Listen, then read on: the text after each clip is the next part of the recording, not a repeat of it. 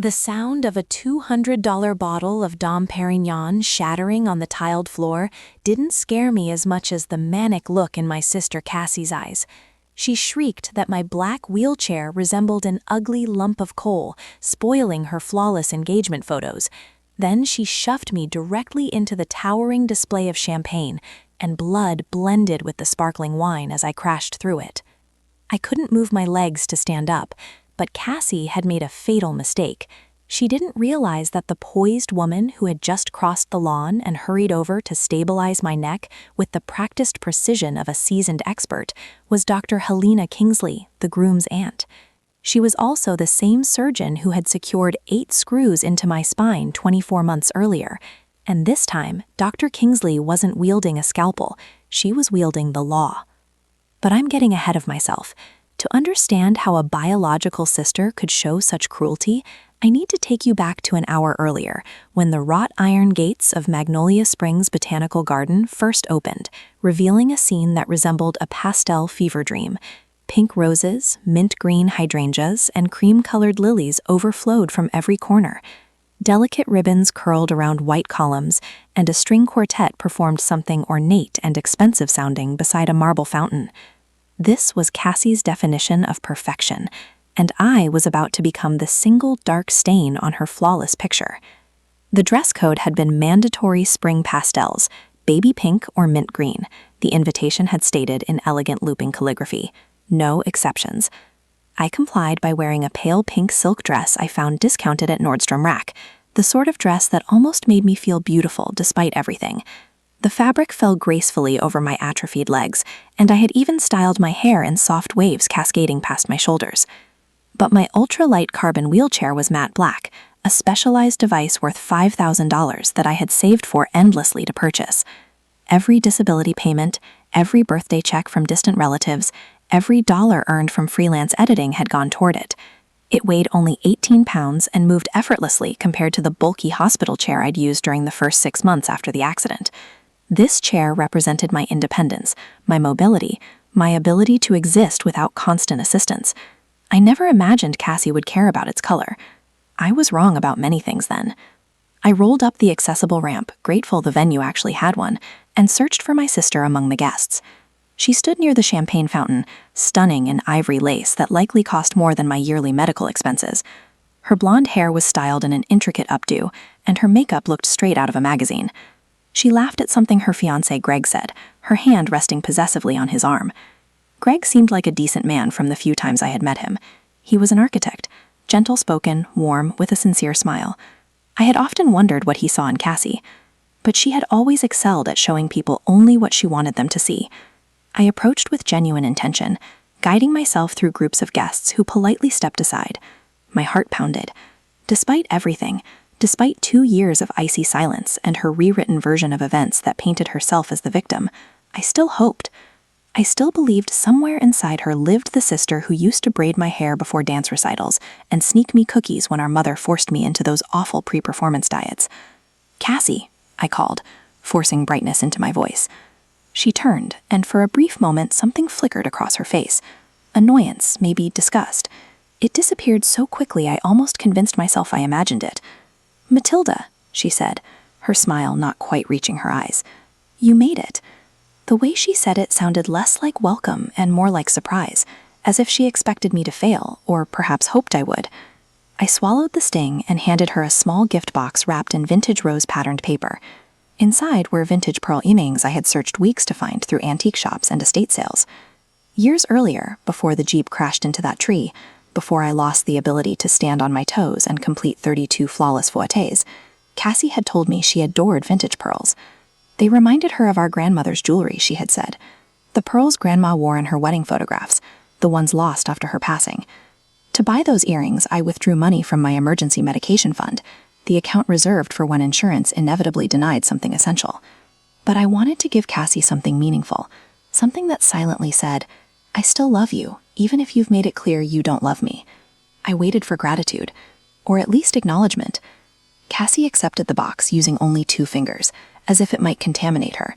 She opened it casually, glanced at the pearls nestled in tissue paper, and curled her lip. "Second hand?" she said, as if delivering a diagnosis. They look old. This doesn't match my Vera Wang dress at all." She dropped the gift onto a nearby cocktail table without another glance and returned her attention to her phone, likely checking engagement announcement likes on Instagram. My chest tightened painfully, but I forced down the tears for the sake of family harmony, the peace my parents always demanded.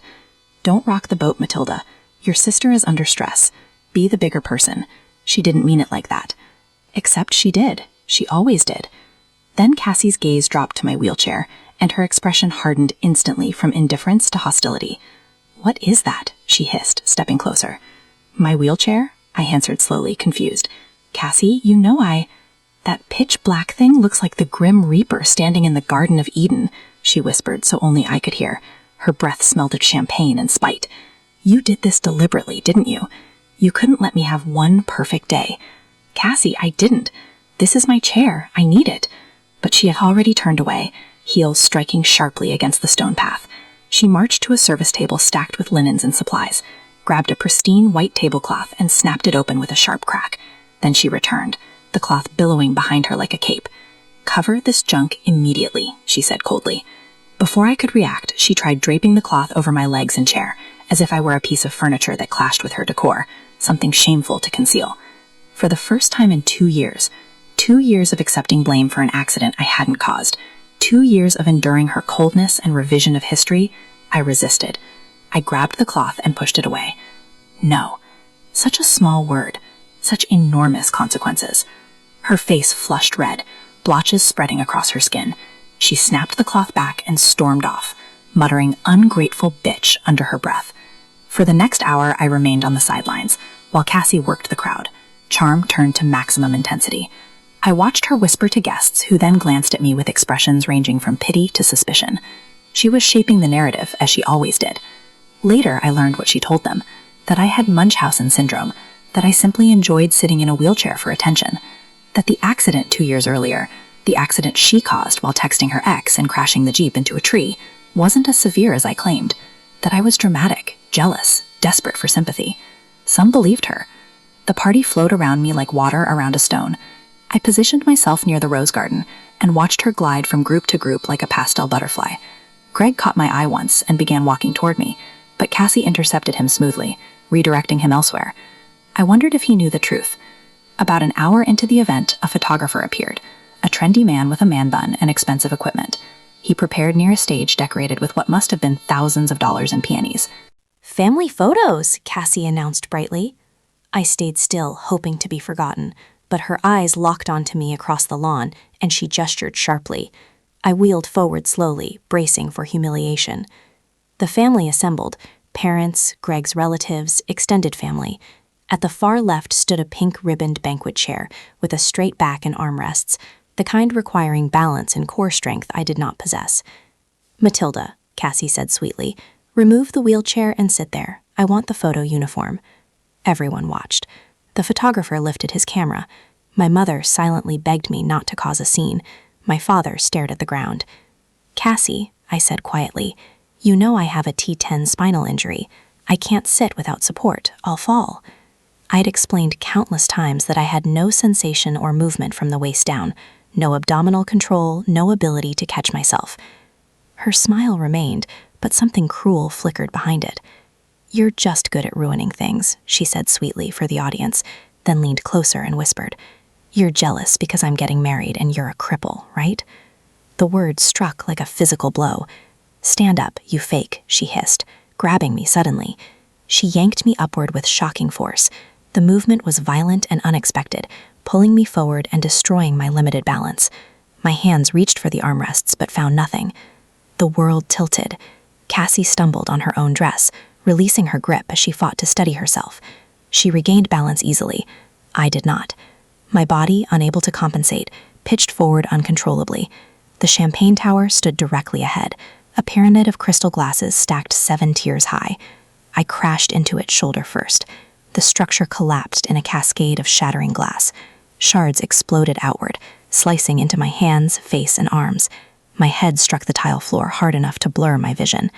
The $200 Dom Perignon bottle from the top fell heavily onto my shoulder before rolling away. Blood spread across the white tiles, blending with champagne into a grotesque pink mixture. My dress soaked through.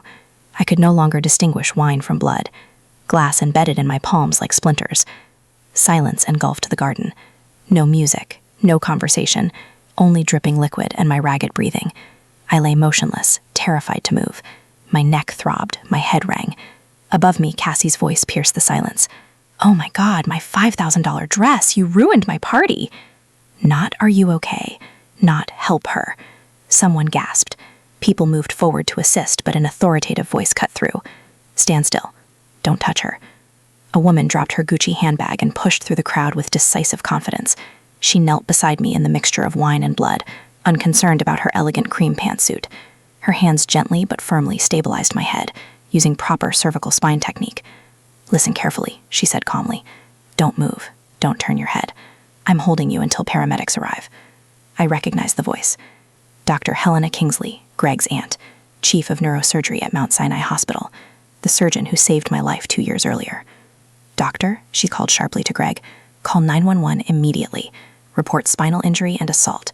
Request police and ambulance." "Assault?" Cassie cried. "She fell. It was an accident." Dr. Kingsley ignored her, focusing on me. Recognition and fury burned in her expression. "Matilda Wells," she said softly, "I know you. You're safe now. I'm going to take care of you." Despite the pain and chaos, something inside me loosened. I wasn't alone anymore. Time afterward felt surreal. I lay immobilized beneath Dr. Kingsley's steady hands, hearing every whisper and gasp, every camera click, yet unable to react. I stared at the blue sky through branches while she guided my breathing. "You're doing great, Matilda." Slow breaths. Nearby, Cassie unraveled completely. "Aunt Helena, you're overreacting." Her voice carried that unmistakable note of panic that surfaces when a narcissist realizes they are losing control of the narrative. "She's faking it. She can walk. She's just acting to ruin my day." Dr. Kingsley's hands didn't move from my head, but her voice could have frozen nitrogen. "Miss Wells," she said, loud enough for everyone to hear, "I am the one who personally drilled 8 pedicle screws into your sister's T10 and T11 vertebrae 24 months ago at Mount Sinai Hospital. I know the structure of her shattered bones better than she does herself." A collective intake of breath from the crowd. I couldn't see their faces, but I could imagine them. The slow realization, the pieces clicking into place. "Do you want to debate medical knowledge with the chief of neurosurgery?" Dr. Kingsley continued, her tone making it clear this was not actually a question. Silence from Cassie. Blessed, beautiful silence. The confirmation from a top medical expert carried more weight than any of Cassie's lies ever could. All of her whispered rumors throughout the party about Munchausen syndrome, about faking, about seeking attention, collapsed like the champagne tower, shattered just as completely. From my position on the ground, I could see some of the guests more clearly now. An elderly woman I didn't recognize had her hand over her mouth, tears in her eyes. A younger couple stood frozen, the man with his arm protectively around the woman. And there, at the edge of my vision, was Greg. His face had gone completely white, his expression shell-shocked. Cassie stood frozen, her perfect updo starting to come undone, her $5,000 dress stained with champagne, and, I noted with a dark satisfaction, a few drops of my blood. Around us, whispers rippled through the crowd like wind through grass. "Did you see what she did? She pulled her right out of the wheelchair. That poor girl. Will she be okay?" Someone said the sister was texting during the car accident too. Is it true? Did she really cause it? As for me, lying there amidst the pain and chaos, glass still embedded in my skin, blood drying sticky on my face, I thought, I'm still alive. How could it get any worse? It was almost funny in a dark way. Surviving a horrific Jeep crash that had killed my ballet dreams and my future, that had left me with 8 screws holding my spine together and no feeling below my waist, had given me a certain calmness, an absolute experience in sensing survival. I'd already faced the worst thing I could imagine. Everything after that was just details.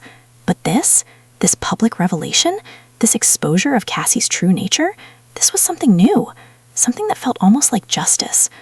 The sound of sirens cut through the garden, growing louder. Within minutes, paramedics were surrounding me, their movements efficient and practiced.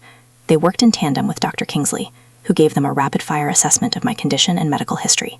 T10 complete, hardware in place. Recent trauma to the head and cervical spine. She rattled off. Multiple lacerations, possible concussion. I want her in a collar and on a backboard, and someone call ahead to County General, tell them Helena Kingsley is accompanying the patient, and I want imaging immediately. The paramedics didn't question her. When a neurosurgeon gave orders, you followed them. They applied a rigid neck brace, carefully rolled me onto a backboard, and secured me with straps. Every movement sent fresh waves of pain through my cuts, but I bit my lip and stayed quiet. I'd had worse. I'd survived worse. As they lifted me onto the stretcher, I finally got a full view of the scene. The demolished champagne tower, the blood-soaked tile, the scattered shards of crystal catching the afternoon sun like diamonds. And the guests, at least 50 of them, all staring with varying expressions of horror, pity, and morbid fascination. This was supposed to be Cassie's perfect day, her moment in the spotlight. Instead, it had become her exposure. 2 police officers had arrived with the ambulance, and I watched as they approached Cassie. One of them, a woman with her hair pulled back in a severe bun, pulled out a notepad. "Ma'am, we need to ask you some questions about the incident." Cassie's face was a mask of barely contained panic. "It was an accident. I was just trying to help her sit down for the photo. She's my sister. I would never." "I saw what happened." The voice came from an older man in a gray suit, someone I recognized vaguely as one of Greg's business associates. He stepped forward, his expression grave. "I was standing less than 2 meters away," he said, his voice clear and firm. "My name is Lucas Chambers." "I clearly saw her," he nodded toward Cassie, used both hands to grab her sister and pull hard with intent. That was not accidental or a slip of the hand. She deliberately caused this girl to fall. That is assault. The testimony of this independent witness was ironclad evidence. An unbiased observer, a respected businessman, someone with no reason to lie, and every reason to stay out of family drama. His words carried the weight of truth. The female police officer's expression hardened. She stepped closer to Cassie. "Ma'am, given the witness testimony and the victim's injuries, you need to come with us to the station for questioning regarding an assault charge." "What? No!" Cassie shrieked, backing away. "You can't take me. It's my engagement party. Get away from me." She swatted at the officer's hand, hysterical now, her entitlement overriding any sense of self-preservation. "Greg, tell them to stop." "Ma'am, stop resisting," the officer commanded. When Cassie tried to turn and run toward the house, the officers moved instantly. They grabbed her arms, spinning her around. The handcuffs clicked into place, and Cassie started to cry. Not delicate tears that could be dabbed away with a tissue. Ugly, snotty sobs that made her mascara run in black rivers down her face.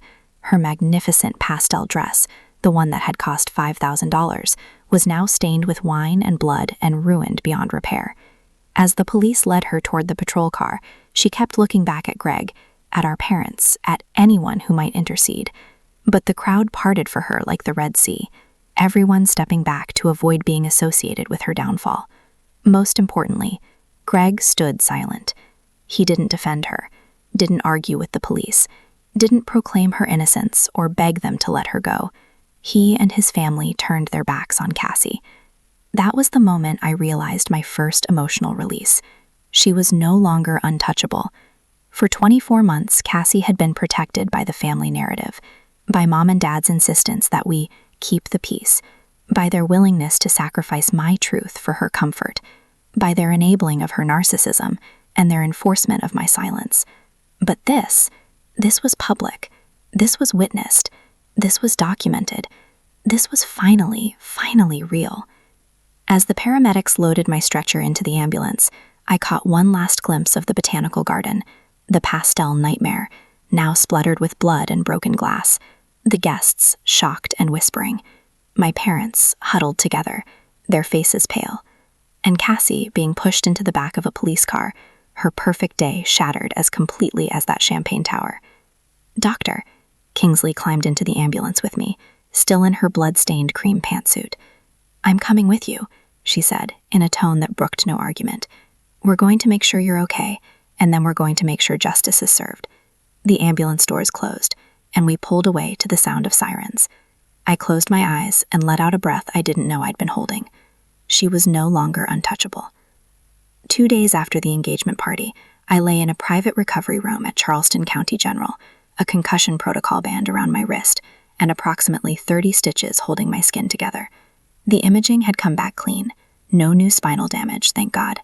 Just the soft tissue injuries and the head trauma. Dr. Kingsley had pulled strings to get me the private room, refusing to let me be placed in a shared ward where reporters might find me. Because yes, there were reporters. Society bride assaults disabled sister at engagement party had made the local news. Someone had filmed the whole thing on their phone, And while the video was shaky and cut off right before I hit the champagne tower, it clearly showed Cassie grabbing me and pulling. The news stations had blurred my face, but not Cassie's. Her breakdown, her arrest, her ruined dress, all of it captured in high definition and shared thousands of times. The story had everything: wealth, family drama, a disabled victim, and a villain in an expensive dress. The internet was having a field day. I should have felt vindicated, triumphant, something. Instead, I mostly felt tired. The hospital room door opened, and I expected a nurse. Instead, Greg walked in, looking like he hadn't slept in days. His suit was wrinkled, his hair uncombed, and he had the kind of haunted expression that came from having your entire worldview shattered. "Matilda," he said, his voice hoarse. "I am so sorry. I didn't know. I swear to God I didn't know." I believed him. Greg was many things, but he wasn't a good liar. If he'd known the truth about Cassie, about the accident, about any of it, it would have shown on his face every time he looked at me. "She told me you were drunk," he continued, pulling a chair close to the bed. "That you crashed the car into a tree going too fast, that you were lucky to survive, that she'd tried to stop you from driving but you wouldn't listen. She said," his voice cracked, "she said you blamed her to avoid taking responsibility." The revised history, the sanitized version. I'd heard it so many times from my parents that I almost believed it myself sometimes. "I wasn't drunk," I said quietly. "I don't drink. I never have. Ballet dancers don't." "I know that now," Greg said. "I know a lot of things now." The door opened again, and this time it was Dr. Kingsley, carrying a manila folder. She'd changed out of her ruined pantsuit and into fresh clothes, but she still looked like she was ready for battle. "Greg," she said, nodding at her nephew. "Good, you're here. Matilda, I have something to show both of you." She opened the folder and pulled out several pages. Medical records, I realized. The ones from my original surgery, 24 months ago. Dr. Kingsley began, her voice taking on the clinical tone of someone presenting evidence. "I performed an emergency spinal fusion surgery on Matilda Wells. She was brought in by ambulance after a single car accident. The vehicle, a Jeep Wrangler, had hit a tree at approximately 40 miles per hour. She handed one page to Greg. "This is the toxicology report. It shows Matilda's blood alcohol level at the time of the accident." Greg read it, his eyes widening. 0.0. Completely sober. The police report indicated that the driver, Cassandra Wells, had been texting while driving. She lost control on a curve. Dr. Kingsley's expression was carved from ice. Matilda was in the passenger seat. She never touched the wheel. "Wait," Greg said. "Cassie was driving?" "Cassie was driving," I confirmed. "She was texting her ex-boyfriend, the one before you. They were having some kind of fight about whether they were really broken up or just on a break. She kept looking at her phone instead of the road. I told her to stop, to pull over, but she said she had it under control." The memory was crystalline, preserved in perfect detail. The blue glow of the phone screen, Cassie's thumb typing furiously, my own voice saying, "Cass, please, watch the road." The sickening lurch as the wheels left the pavement, the tree getting bigger and bigger in the windshield, and then nothing but pain and sirens, and the knowledge that my life as I'd known it was over. "Why didn't you tell anyone?" Greg asked, his voice barely a whisper. "I tried," I said. "When I first woke up after surgery, I told my parents what happened. They said—" I stopped, swallowed hard. "They said it would ruin Cassie's life if people knew she'd caused it." They said the insurance would sue her, that she might go to jail, that I needed to protect my sister. They convinced me to say I'd been driving, that I'd lost control. Jesus Christ, Greg muttered. "My parents have always protected Cassie," I continued. "When we were kids, it was small stuff. She'd break something, blame me, and they'd believe her. As we got older, it got worse. She'd steal money from my wallet, lie to my friends, sabotage my dance auditions by hiding my shoes or telling me the wrong time, but they always made excuses for her. She was stressed. She didn't mean it. I was being too sensitive." Dr. Kingsley closed the folder with a sharp snap. "What Cassie did at that engagement party was assault. What your parents did 24 months ago was coercion and insurance fraud. The statute of limitations hasn't run out on either." Greg looked like he might be sick. "I almost married her. He put his hands in his hands. How did I not see it? "Narcissists are excellent performers," Dr. Kingsley said, not unkindly. "They show you exactly what you want to see, until it's too late." We sat in silence for a moment, the weight of revelation settling over us. I could see Greg processing, reevaluating every moment of his relationship with Cassie through this new lens, wondering what else she'd lied about, wondering who she really was beneath the performance. The door burst open, no knock, no warning. My parents rushed in like a storm surge, all flailing hands and loud voices. "Matilda," Mom grabbed my hand, squeezing too hard. "Oh, thank God you're okay." Dad positioned himself at the foot of the bed, his expression grave. "We've been so worried, we came as soon as we heard." They hadn't visited yesterday, hadn't called to check on me, but now that Cassie needed something, here they were. "We need you to do something," Mom said, her eyes red-rimmed but dry. No actual tears, I noted, just the performance of crying. "It's very important." Here it comes, I thought. "Matilda, please drop the charges," Dad said. "Call the police and say you slipped. Say your sister was just trying to help you up. If you don't sue, they will release your sister." There it was, the ask, the demand disguised as a plea. Mom squeezed my hand again, her grip almost painful. "She's your sister, Matilda. Family protects family. You know she didn't mean it. She was just stressed about the wedding, and you know how you can be." "How I can be?" I repeated flatly. "You know what I mean. Difficult, stubborn. You insisted on bringing that black wheelchair when she'd asked everyone to keep things light and pretty." "The wheelchair I need to move," I said. "Well, yes, but you could have tried harder to match the color scheme, maybe put some ribbons on it or something, and then to refuse to sit in the chair for the photo when she was just trying to include you." I pulled my hand away from Mom's grip. "She assaulted me. There's video. There are witnesses." "Witnesses can be mistaken," Dad said quickly. "It all happens so fast. People see what they want to see." This was the moment of false defeat. I let my expression crumble, let myself look weak and overwhelmed. I shook my head wearily, feigning helplessness. "Mom, Dad," I said, my voice thin and tired. "This isn't about what I want anymore. The police have the video, the witnesses, the medical examiner's report. This is a criminal case between the state and Cassie. I am not the judge. I don't control what happens now." It was true, technically. Once assault charges were filed by the state, the victim couldn't just make them disappear. But my parents didn't understand the legal system well enough to know that. They thought everything could be fixed with the right words, the right pressure, the right manipulation. My parents exchanged a look, and I could see the wheels turning. They thought I was powerless, that the problem lay only with witness in the law, not with my will. They thought they had found a loophole. "We understand," Mom said, patting my arm with forced sympathy. "You're tired. You've been through so much. We'll let you rest." They left without asking how I was feeling, without apologizing for what Cassie had done, without acknowledging that their golden child had publicly assaulted their other daughter at an engagement party. Greg, who had remained silent during their visit, stared at the closed door. "Are they serious?" he asked. "They want you to lie for her, after everything?"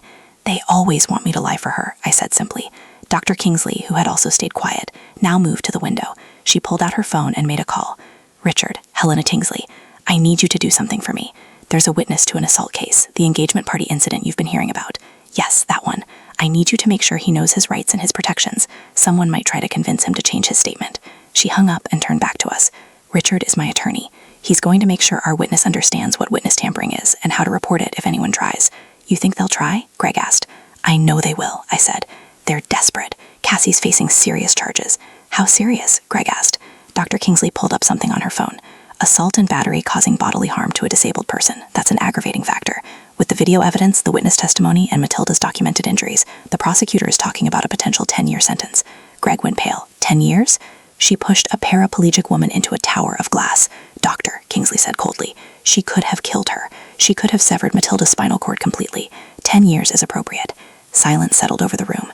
I closed my eyes, feeling the weight of exhaustion pulling me under. The painkillers they'd given me were making everything soft and around the edges. "Rest," Dr. Kingsley said gently. "I'll make sure no one bothers you tonight." I drifted off to sleep, and for the first time in 2 years, I didn't dream about the accident.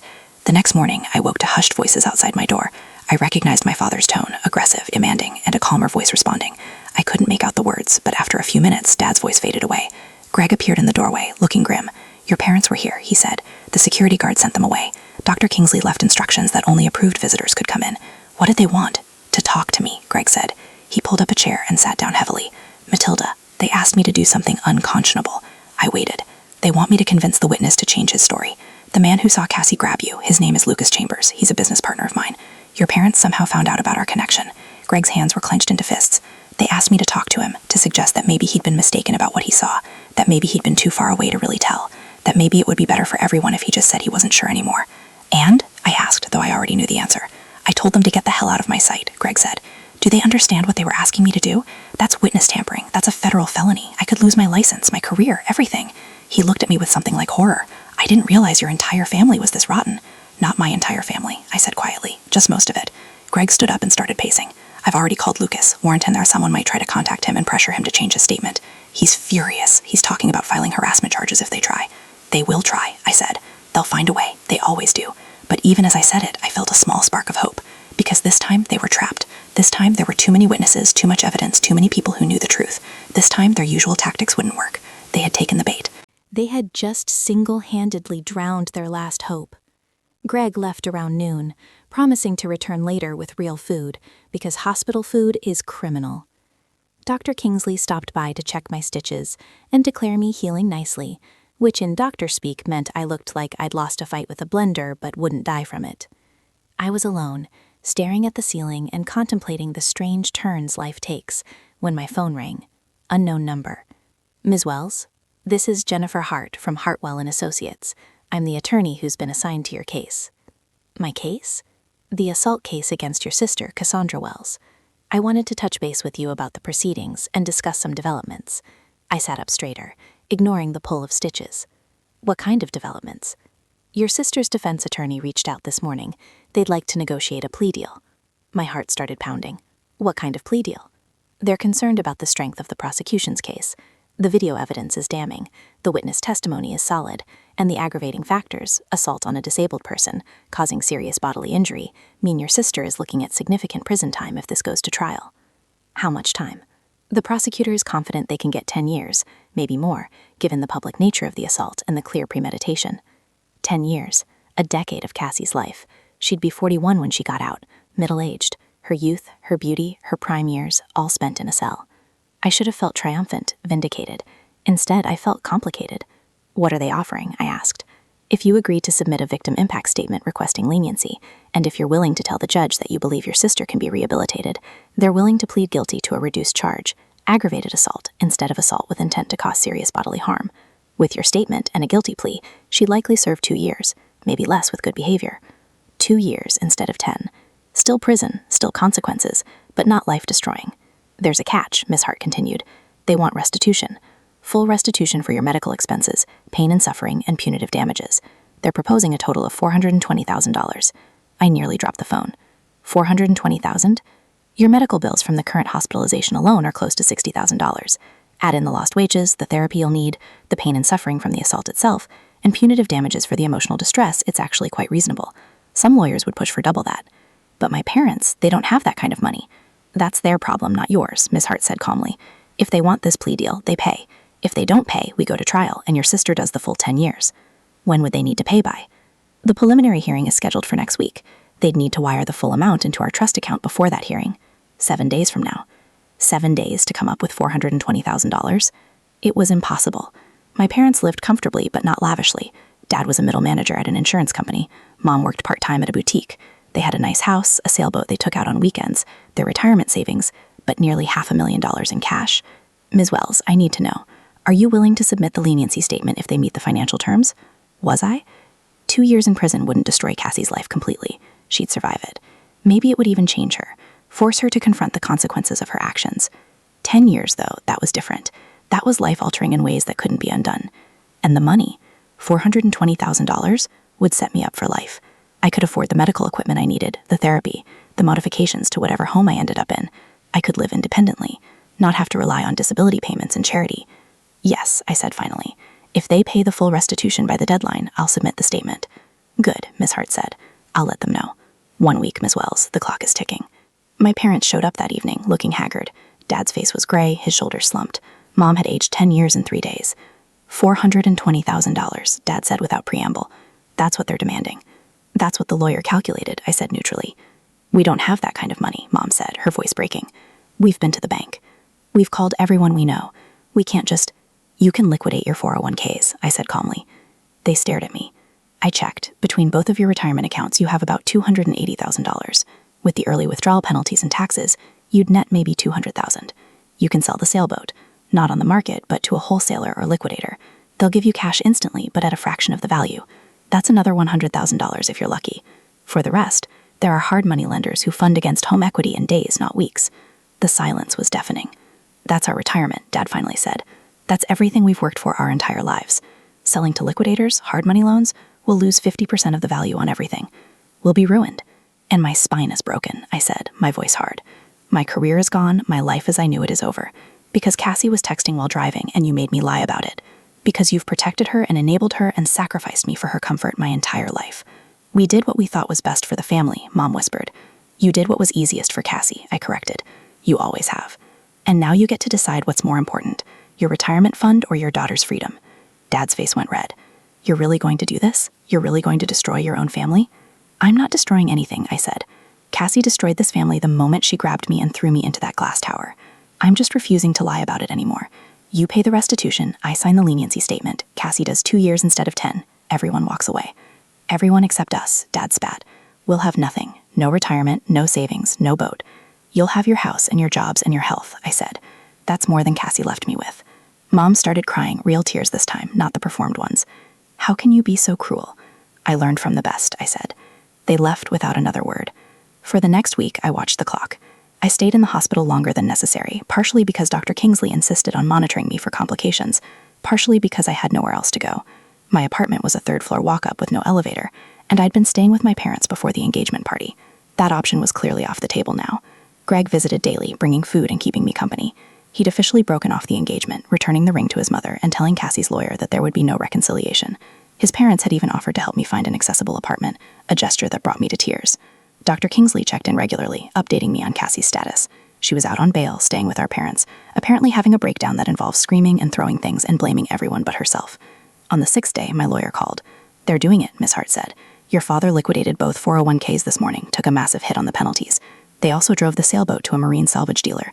They practically gave it away for immediate cash, fire sale price. And they signed papers with a high-interest lender this afternoon for the gap funds. Will they make it, if the wire's clear? Barely, it'll be close. On the 7th day, the day of the deadline, I sat in the hospital room with my phone in my lap, watching the clock. The deadline was 5 p.m. At 4:47 p.m., my lawyer called. The wire just cleared, she said. $420,000, paid in full.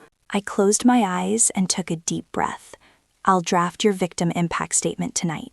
You'll need to sign it tomorrow, and we'll submit it to the judge. The plea hearing is scheduled for Friday. Okay, I said. Ms. Wells, Matilda, this is the right thing. You're giving her a chance to make things right. That's more than most people would do. After she hung up, I sat in the silence of the hospital room and thought about the cost of family. My parents had paid $420,000 to save Cassie from a decade in prison. They'd lost their retirement, their sailboat, their financial security. They'd taken on predatory debt they'd spent years paying off. All for Cassie. They'd never once offered to help me with medical bills, never offered to pay for the wheelchair that had taken me 2 years to save for, never offered anything but demands that I be smaller, quieter, more convenient. The money hit my lawyer's trust account, and I signed the plea for leniency. 2 days later, Cassie stood before a judge and pleaded guilty to aggravated assault. She was sentenced to 2 years in a state correctional facility, with the possibility of parole after 18 months with good behavior. My victim impact statement was read aloud in court. I wrote about the pain, the betrayal, the lifetime of being erased and diminished. But I also wrote that I believed in the possibility of change, that I hoped my sister would use this time to reflect and grow, that I wanted justice, but not vengeance. I didn't attend the hearing. I watched from my hospital room via video link. I saw Cassie's face when the sentence was handed down. Shock, disbelief. And finally, for the first time I could remember, something that might have been genuine remorse. My parents sat behind her, holding hands, their faces masks of grief. Grang sat in the back of the courtroom. When it was over, he looked directly at the camera and nodded once. A goodbye, a thank you, an acknowledgement that some things, once broken, cannot be repaired. The money was transferred from the trust account to my personal account, $420,000, more money than I'd ever imagined having. I used some of it to pay off my medical debts, some to secure a beautiful, accessible apartment in a building with an elevator and wide doorways, some to set up a trust fund for future medical needs. And then I did something I'd never thought I'd have the courage to do. I cut off all contact with my parents. I blocked their numbers, returned their letters unopened. When they showed up at my new apartment, I didn't answer the door. They'd made their choice. They'd always made their choice. Now I was making mine. I took that money and I started a new life. 18 months have passed since the courtroom gavel fell, and today I'm sitting on a sun-drenched beach in the south of France. For the first time in 42 months, I don't feel like I'm drowning. The Mediterranean stretches out before me, impossibly blue, the kind of color that doesn't exist in Charleston. The sand is warm beneath my left hand, where I've braced myself against the wheelchair. My matte black carbon chair, the same one Cassie tried to hide under that tablecloth, sits proudly in the sunlight now. I'm not hiding anymore. The $420,000 restitution money changed everything. Not because money fixes paralysis, it doesn't, and anyone who tells you otherwise is selling something, but because it bought me choices, real choices, not the scraps my family used to offer me with their pitying smiles and their maybe next year Matilda promises.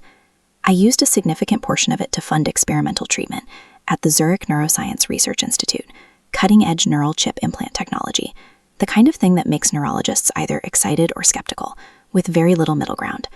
Dr. Kingsley, bless her pragmatic heart, had given me the contact information with a simple, "It's worth trying. No guarantees, but the research is promising." The medical result wasn't some miraculous stand-up-and-walk moment like you see in the movies. Recovery never works that way, no matter what the Hallmark Channel tells you. But 3 weeks ago, during one of my focused visualization exercises, something happened. My right big toe twitched, just slightly, barely a millimeter of movement, but I felt it. A tingling current of electricity that ran down my calf, following neural pathways that had been dark and silent for 42 agonizing months. The first real sensation, below my T10 injury, since the Jeep rolled. I stared at my foot for a full minute, convinced I'd imagined it. Then I did it again, and again. Each time, that tiny twitch, that whisper of reconnection between my brain and my body. "Matilda, did you see that?" Mary, the 35-year-old woman sitting in the beach chair next to me, had been watching during one of my exercises yesterday. When my toe moved, she screamed in delight, launching herself out of her seat to grab my shoulders. She hugged me so tightly I couldn't breathe, crying even louder than I was. Mary, my found family. I met her at the Research Institute in Switzerland. She'd been volunteering there, helping patients navigate the foreign medical system, translating German medical jargon into understandable English, and generally being the kind of human that restores your faith in humanity. She told me she'd cared for her paralyzed sister for 10 years before she passed away from complications. When she met me, Mary said, I reminded her of her sister. Same stubborn determination, same dark humor about our circumstances, same refusal to be defined by our limitations. For me, Mary filled a void I didn't even know how desperately I needed filled. She became the caring, understanding, protective sister I never had, the sister Cassie could never be. My phone vibrates in the bag hanging off my wheelchair. I almost ignore it. I've gotten good at ignoring things that don't serve me. But something makes me check. An email from Mom. The subject line is empty, but there's an attachment. A photo of a handwritten letter. My stomach tightens as I open it. The handwriting is Cassie's, still that perfect Catholic school cursive, even after 2 years in prison. She was released early last week for good behavior. According to Mom's brief message, Cassie refused to move back in with our parents. Instead, she found a small town somewhere in the Midwest, got a job as a server at a bakery, and rents a tiny apartment above a hardware store. The letter itself is short.